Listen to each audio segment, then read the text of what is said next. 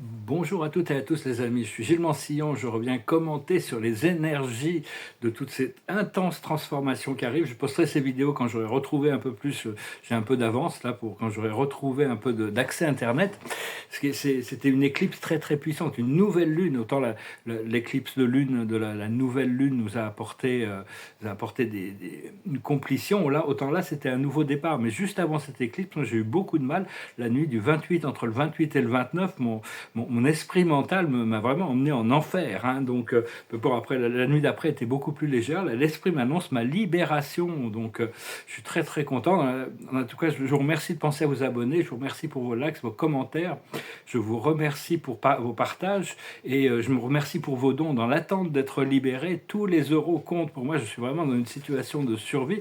Mais bon, l'esprit me dit de me concentrer sur la libération. Et donc, en me disant que je suis libéré. Du jour au lendemain, je vais bientôt pouvoir faire cette annonce comme quoi, ça y est, je suis libéré. Mais dans l'attente, je vous remercie infiniment. Et puis si vous voulez une consultation privée, vous pouvez m'envoyer un email. Il y a vraiment toutes sortes de... Bon, c'est chacun qui fait ce qui trouve sa lumière à l'intérieur et qui est dans son propre programme. Cela dit, les influences cosmiques sont très importantes. Pendant 21 jours, pendant 3 semaines, il y a vraiment, bon, ça va pas s'arrêter après non plus, mais il y a toutes sortes de vents solaires qui vont pénétrer de plus en plus profondément les couches et les couches d'énergie de la planète Terre. Il y a Uranus qui va continuer à nous secouer vraiment, et puis il y a Neptune qui est en train de sortir du poisson. C'est vraiment la fin des illusions, la fin du cycle. Et donc il y a beaucoup d'influences cosmiques qui nous permettent, c'est bien de rester concentré, aussi avoir l'énergie de Jupiter, de l'expansion, et l'énergie de Saturne qui nous garde quand même sur les rails, qui nous aligne avec la force du destin. Comprendre qu'il n'y a qu'une seule vérité en réalité. Il y a de nombreuses vérités, mais la plus vraie de toutes les vérités, c'est celle de la source divine à l'intérieur de nous. Hein. C'est la vérité de notre âme. Et donc c'est important de suivre cette voie, suivre cette vérité, même si les gens autour de vous ne comprennent pas ou n'acceptent pas. Parce qu'il peut y avoir des gens qui n'ont pas la même foi ou qui ne reçoivent pas les mêmes informations. Donc c'est important d'être vrai par rapport à soi-même, même si le monde extérieur ne nous reflète pas toujours le soutien par rapport à ce que l'on peut recevoir de l'intérieur, mais c'est la plus haute vérité. Et donc comprendre qu'on fabrique, on reconditionne le futur avec à travers tous les moments du présent. Hein. Donc, et quand il y a et actuellement, on est en train de se libérer de toutes sortes d'ombres et de blocages, des choses très, très anciennes qui peuvent appartenir à ancestral, ça peut être du collectif, ça peut être de vie passé, ça peut être toutes sortes de choses qui sont vraiment... c'est quand même... c'est des choses on a besoin de transmuter, hein, de toute manière, pour se libérer. On ne peut pas les emmener dans le nouveau cycle. Et donc, c'est important de continuer dans chaque moment, de revenir sur l'unité, se soumettre à la sagesse, la voix de notre moi supérieur. Et... qui, lui a des idées pour co-créer une réalité bien supérieure. Les fondements de notre ascension, c'est de penser qu'on a la source, repenser au créateur, au premier créateur, à l'être suprême, plusieurs fois dans la journée. C'est vraiment c'est vraiment c'est vraiment ce qui nous ancre. Il déjà tous les matins on se réveille, tous les soirs avant de s'endormir, mais plusieurs fois dans la journée, si vous pouvez penser, c'est pas plus mal. Et donc, comprendre, bon, on s'aligne avec parce que quand on s'aligne avec notre moi supérieur, on s'aligne avec les plans de notre âme et notre destinée divine. Et donc, oui, parce que la nuit du 28 au 29, c'était très très dur. J'ai dû faire certains sacrifices pour limiter la souffrance émotionnelle que je pouvais ressentir pendant cette expérience. Hein. Et d'accepter que tout est parfait tel que c'est. Malgré le fait qu'on a l'impression des fois de passer passer par l'enfer. Et donc, puis l'esprit venait me réconforter quand même. Mais bon, c'est pas facile d'accepter le confort quand on est en train de traverser comme ça des obstacles. Et donc, Ça me faisait penser, le corps, c'était mon seul obstacle à mon ascension. C'était, je sais que bon, je voulais retourner au paradis, je peux pas emmener mon corps physique avec moi. Donc je me disais, bon, puis je me disais, je peux retourner dans les éthers, fusionner avec ma présence je suis, et quand on fusionne avec notre présence je suis, le corps est consumé, il disparaît de cette dimension, et on se retrouve au centre de notre univers local. Et là, l'esprit a fait me dit, oh ouais, c'est juste une autre école là-haut, hein, parce que toutes les sphères de l'univers, même après notre ascension, on reste quand même dans des écoles d'évolution. On apprend des choses nouvelles, des choses plus spirituelles, jusqu'au paradis où on fusionnera avec la source et on sera trinitisé, on ne sera plus on sera des êtres complets. Normalement, même arrivé au paradis, on rentre dans les corps de la finalité et on est envoyé dans les 6 autres super univers pour apprendre différentes voies d'ascension.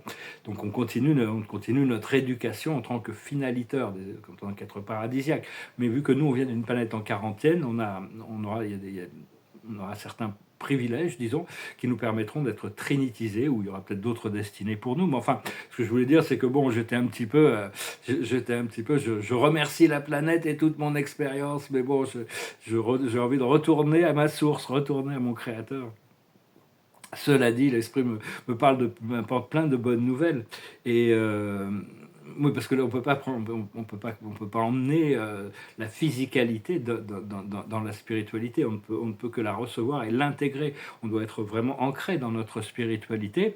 Et c'était Plotin, le philosophe Plotin, qui a écrit les Énéades. Il rentrait dans des extases mystiques et il comprenait l'unité et l'amour de Dieu, mais il devait revenir dans le corps physique et ça lui posait beaucoup de problèmes. Il disait comment si Dieu est un, Dieu est tout, Dieu est amour, comment ça se fait que je ne suis pas au paradis quand je rentre dans mon corps physique? C'était déjà un philosophe du 6e siècle, ce philosophe romain. Et donc, comprendre que le soleil, c'est le donneur de lumière, et la lune, c'est ce qui nous permet d'intégrer notre émotion, le masculin et le féminin. Et là, la Terre s'est mise entre les deux, hein, donc il y avait vraiment, c'était très intense. Et cette éclipse, elle était, d'un point de vue sidéral, elle était en poisson. Bon, d'un point de vue tropical, elle était en bélier. Hein. Mais donc, c'est vraiment, on doit équilibrer l'expansion de notre esprit mental avec la sagesse de notre cœur. On doit faire ça constamment, comprendre que bon, il y a toute cette expansion du mental, et comprendre aussi que chaque âme a choisi, en réalité, on n'est pas conscient des contrats d'âme que l'on a fait, mais on a choisi d'accepter, de transmuter certaines choses. On a choisi de passer à travers des choses qui ne sont pas forcément très agréables, mais qui font un énorme service, aussi bien à notre âme, notre groupe d'âme, ou au point de vue du collectif, ou par rapport à d'autres énergies.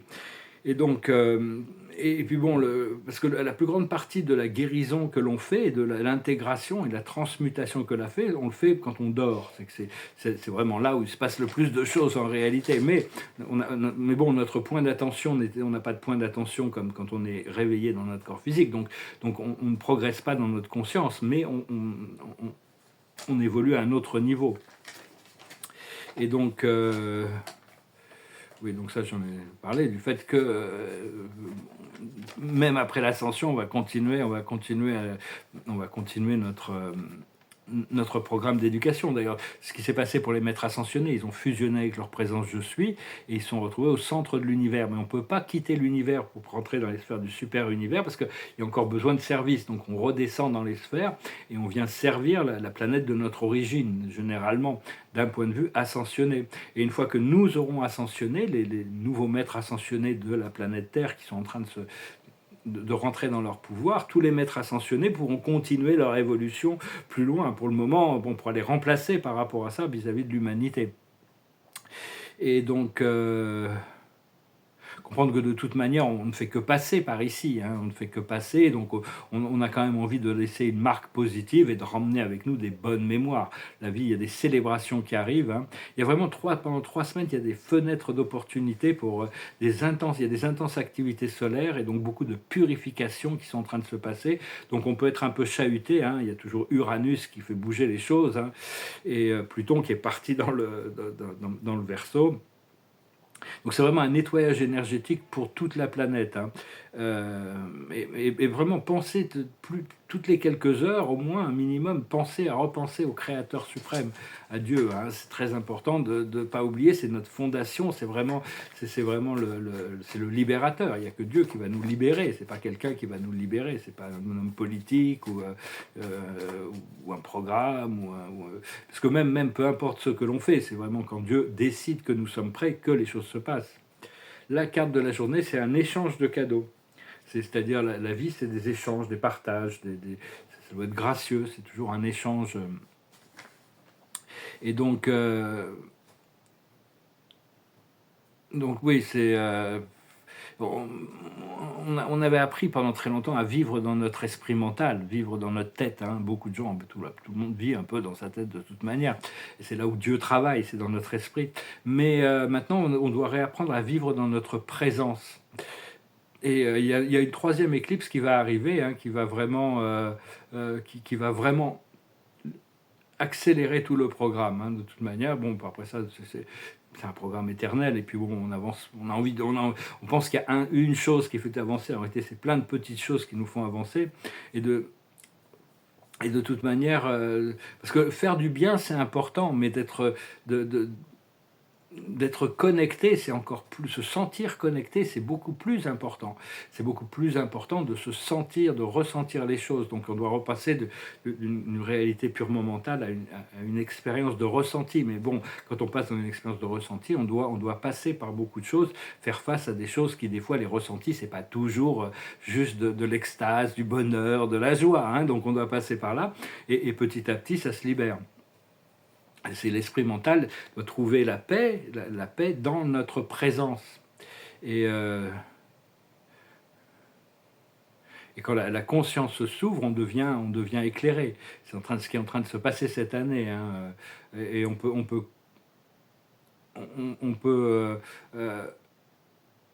créer une réalité, mais on doit lâcher prise des jugements sur nous-mêmes. C'est quand même...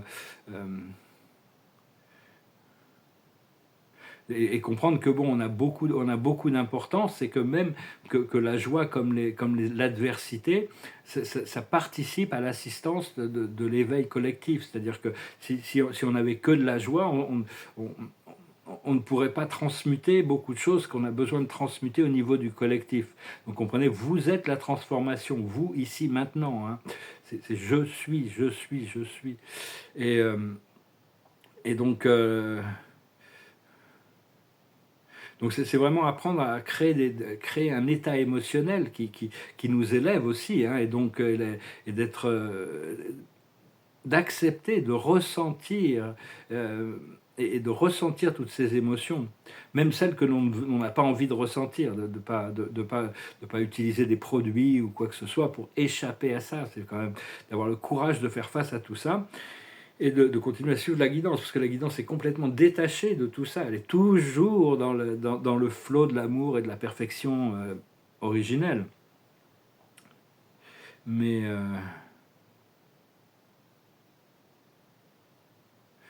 excusez-moi, j'ai pris une petite note.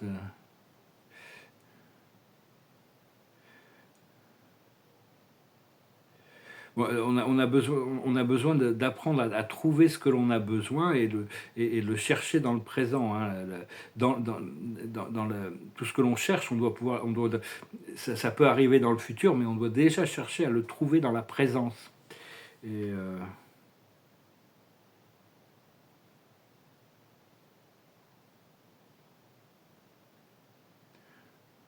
même si bon, des fois on le trouve pas. Mais bon, donc...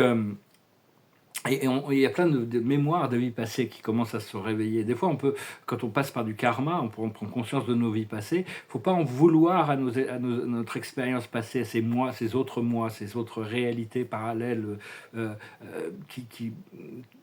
que l'on a besoin d'équilibrer aujourd'hui. Il faut mieux essayer d'intégrer les cadeaux que tout ça nous a apportés, essayer de voir les choses positivement et envoyer de l'amour à votre moi passé, même si c'est passé, dans cette vie passée, même dans cette vie, dans cette incarnation, ou dans ces autres incarnations pour tout intégrer. Hein. Il ne faut pas en vouloir à nos vies passées pour tous les traumatismes et les karmas qu'on a besoin d'expérimenter aujourd'hui. Et donc, il vaut mieux envoyer des bénédictions à notre moi passé. Ça permet d'équilibrer les choses plus facilement. On est en train de récupérer, de récupérer des mémoires très importantes, hein, pour comprendre la totalité de qui on est. On est un être éternel qui a toutes ces expériences, hein. Donc tout ça, c'est en train de s'ouvrir progressivement. Et le challenge, c'est de s'ancrer dans notre corps physique pour pouvoir, plus on peut purifier, au plus on peut ancrer dans notre corps physique, au plus on peut recevoir cette lumière. Bon, moi, souvent, je me dis, bon, mon corps physique, je ne sais pas si je pourrais le purifier suffisamment pour atteindre, parce que dès que je sors et que j'atteins des dimensions qui sont tellement lumineuses et belles, je n'ai pas toujours la possibilité de pouvoir ramener cette énergie. Donc, des fois, je suis un petit peu dans l'échappatoire. Mais enfin, bientôt, tout ça va changer. Là, l'esprit me montrer des choses. Et je vais discuter un petit peu des chapeaux gris, c'est tous ces gens qui sont supposés faire le travail pour les révélations, les arrestations massives, le Nessara et tout ça. Ça fait des décennies qu'ils ont les pouvoirs de faire ces choses-là. Et donc, bon, je ne dis pas, ils font du bon travail, il y a beaucoup qui font du bon travail. Mais il faut comprendre que ces gens, ils vivent dans l'opulence, dans le luxe le plus absolu. Ils font leurs affaires, ils ne sont pas pressés. Mais bon, l'humanité souffre. Hein, ils pourraient, il y a eu 10 ans déjà, ils auraient pu prendre le contrôle des télévisions, faire les révélations, faire les arrestations.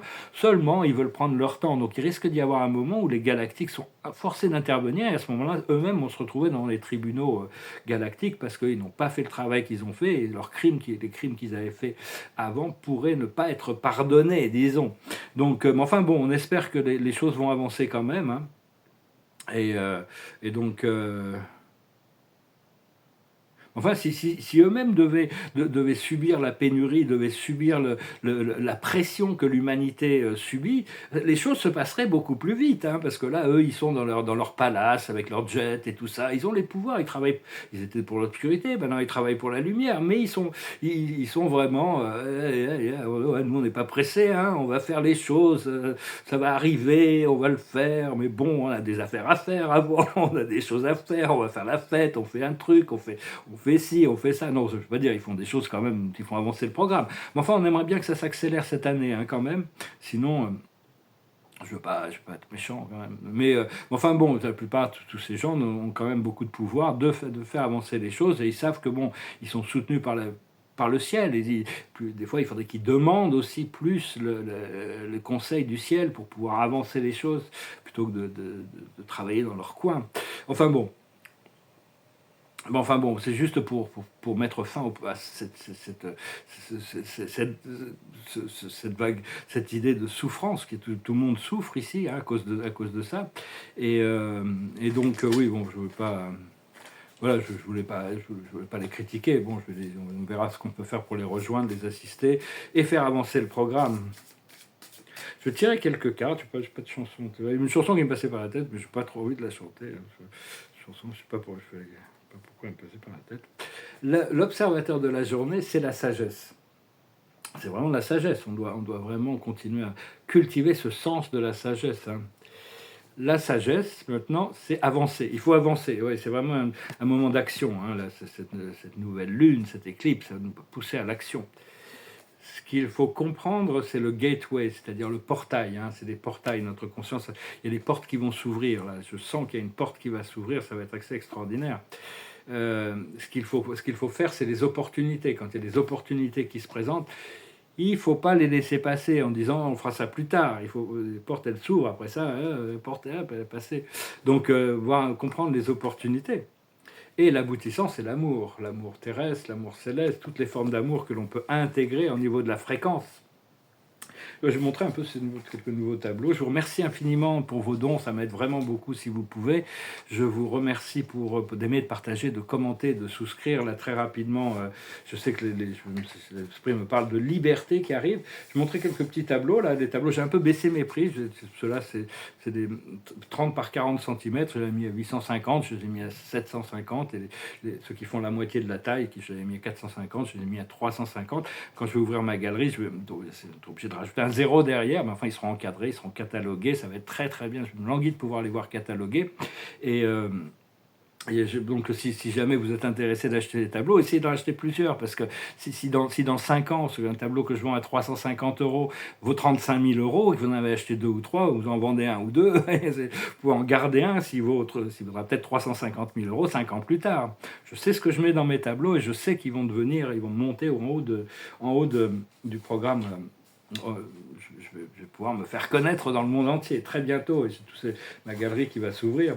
Là, je suis en train de travailler sur des tableaux qui sont des tableaux quantiques, des tableaux abstraits, c'est-à-dire, je vais vous montrer, ils sont en effet miroir, hein, mais bon, c'est des papiers, ici c'est 30 par 40, ils sont en effet miroir, donc on les voit comme un miroir, mais enfin, il y a beaucoup de choses dans ces tableaux, je vais partager quelques-uns, là, c'est ce que j'ai fait ces derniers jours. Ils sont tous assez différents, il y en a des très agités, il y en a des très calmes, il y en a des qui sont plus sombres, il y en a des plus lumineux, ça explore vraiment tout un paradigme, il y a toutes sortes d'histoires, et puis bon, des fois ça prend du temps pour les voir, hein. Il y a toutes sortes d'histoires à l'intérieur, c'est fait en co-création avec la source et l'esprit, et je vais vous montrer quelques-uns là, que j'ai sous la main, c'est un peu orageux, mais des fois il en faut pour tous les goûts, hein. Il y en a vraiment, bon après ça il y a des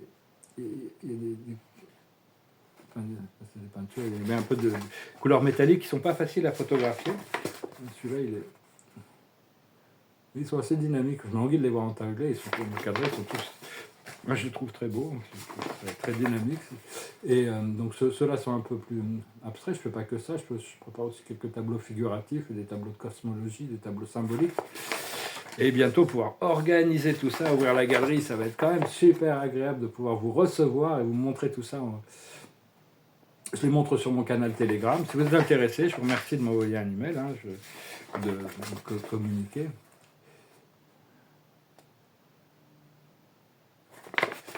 Avancer, partager quelque chose. Voilà,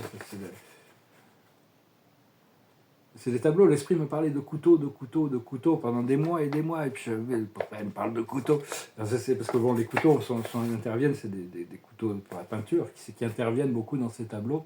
Bon, il y a différentes techniques qui sont appliquées, hein. Et ça, tout ça, c'est des études qui vont servir pour des grandes toiles qui vont bientôt arriver. Enfin, chacune vraiment est unique, il n'y a pas de... Il n'y a pas deux les mêmes, ils ont tous toutes sortes d'histoires dans ces tableaux. Moi, je les aime beaucoup. Bon, tout le monde ne peut pas les voir, il y a des choses qui prennent plus de temps à voir que d'autres.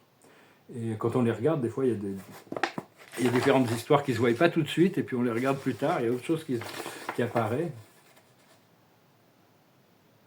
Il y en a plein, et puis là, celui-là, il est presque fini. Là. C'est un tableau de cosmologie sur les 7 grandes familles spirituelles.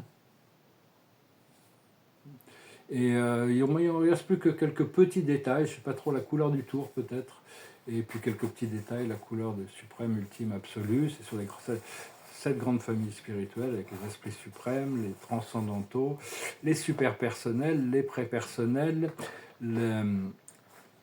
les finaliteurs, les esprits issus de la Trinité, les fils de Dieu, les enfants de l'Esprit infini, les aides de l'univers, les colonies de courtoisie, les citoyens permanents de l'univers, enfin bon, et les centres d'énergie et de pouvoir. Tout ça, c'est des tableaux qui sont absolument uniques et ils prennent quand même énormément de temps, parce que ça prend des mois et des mois pour arriver à construire ces tableaux. Il y a 250 personnages. Et donc voilà les amis, je vous remercie pour tout, je vous salue, je vous dis à bientôt, et puis continuez à cultiver ce sens de l'activité, hein, vraiment se préparer pour... Il y a vraiment ce nouveau départ qui est là, je les posterai ces vidéos bientôt. Et puis bon, je sais que je vais pouvoir bientôt faire cette vidéo qui annonce que je suis libre et que je suis arrivé à destination. Mais enfin, c'est pas encore... à ce moment précis, ça s'est pas encore manifesté, bien que bon, parce que tout ce qui se passe dans les plans astro, c'est vraiment très réel, c'est-à-dire on doit apprendre que c'est ce qu'il y a de plus réel, mais quand ça rentre dans la matière, c'est la réalité, ça devient réel, physique et visible par tous. Donc on a quand même envie de voir toutes ces transformations qui nous sont communiquées depuis les plans spirituels et astro supérieurs. Ancré dans le monde physique, hein, toutes ces choses qui ont été annoncées par tout le monde spirituel, commencer à les voir ancrées dans la matière, hein. On a quand même envie de voir ça. Donc on est là, on est présent et on est prêt. Merci beaucoup, Namaste.